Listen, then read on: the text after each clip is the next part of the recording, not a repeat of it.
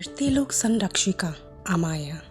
पहले भाग में आर्या जान चुकी थी कि वह केवल एक साधारण नृत्यांगना नहीं बल्कि नृत्यलोक की अंतिम संरक्षिका है। एक ऐसा दिव्य लोक जहाँ भावनाएं नृत्य के माध्यम से नियंत्रित होती है। अब आर्या का पृथ्वीलोक पर अमाया के नाम से नया अध्याय शुरू होने वाला था।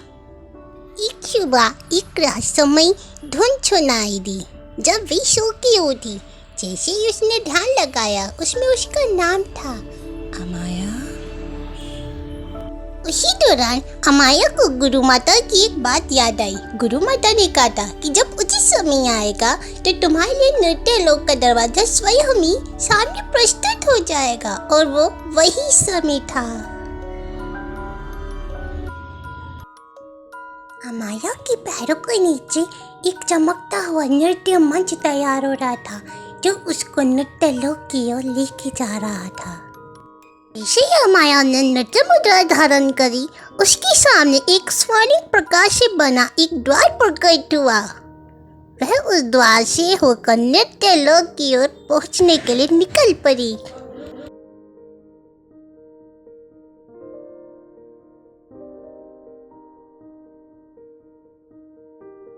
जब अमाया नृत्य लोक में पहुंची तो उसने कुछ अलग ही देखा।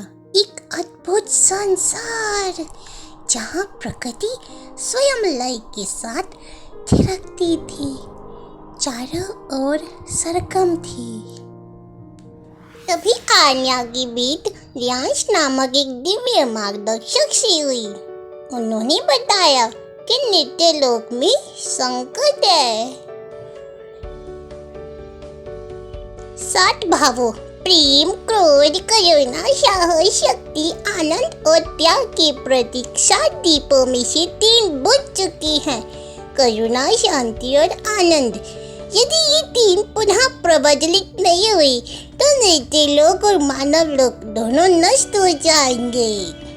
और इस तरह अमाया अपनी पहली परीक्षा करुणा की ओर आगे बढ़ी।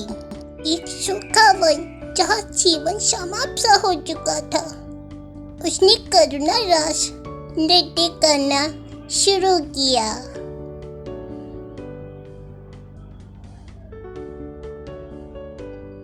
उसके भावों की कोमलता से सूखे पेड़ों में हरियाली लौट आई।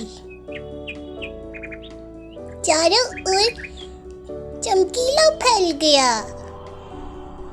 अमाया रोने लगी और तभी उसके समक्ष पहला दीप जल उठा।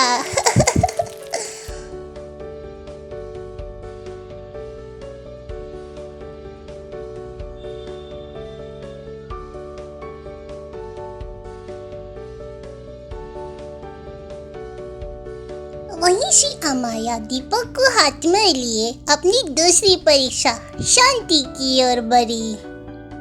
वे एक रणभूमि में पहुंची जहाँ 2 सेनाएं आपस में युद्ध कर रही थी।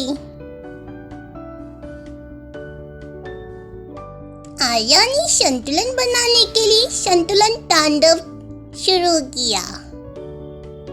उसके नृत्य की लय से सैनिकों का क्रोध शांत होने लगा और उन्होंने हथियारों को त्याग दिया।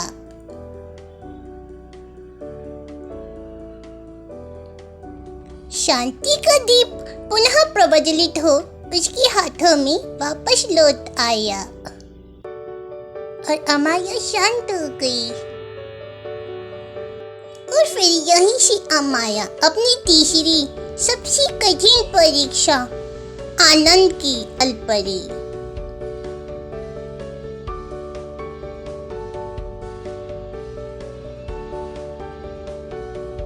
वह एक अंधेरी गुफा की ओर जा रही थी जहाँ केवल शून्यता थी। अमाया ने उसी पल अपने जीवन की सुखद क्षणों को याद किया और आनंद लाशें प्रस्तुत किया। उसकी मुस्कान और लेसी अंधकार में प्रकाश फैल गया और तीसरा दीपक भी जल उठा।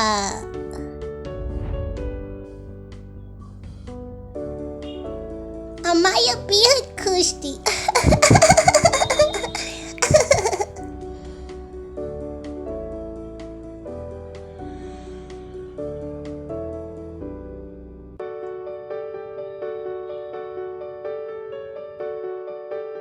और तभी अचानक विरक्त नामक अंधकार की शक्ति प्रकट हुई। वे भावनाओं को नष्ट करना चाहता था।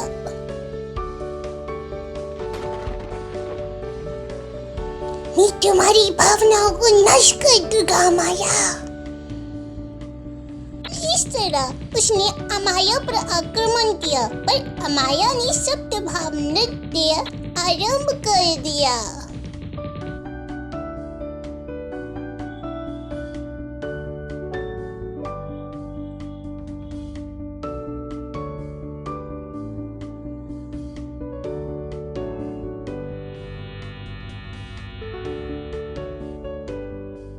नृत्य के साथ उसमें सारे भाव एक साथ संतुलित हो गई। उसके प्रकाशमान नृत्य से विरक्त की शक्ति कमजोर हो गई। अंततः वह विलीन हो गया और अन्य लोक में संतुलन लौट आया।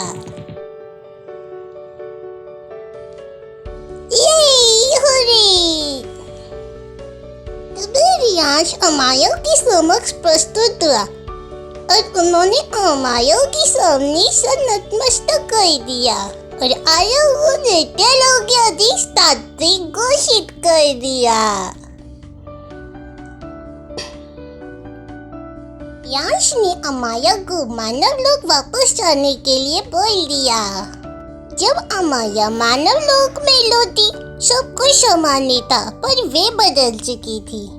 अब उसका नृत्य केवल कला नहीं था, बल्कि उसका नृत्य साधना और शक्ति बन गया था। हर प्रस्तुति के साथ वे दोनों लोगों में भावों का संतुलन बनाए रखने लगी थी।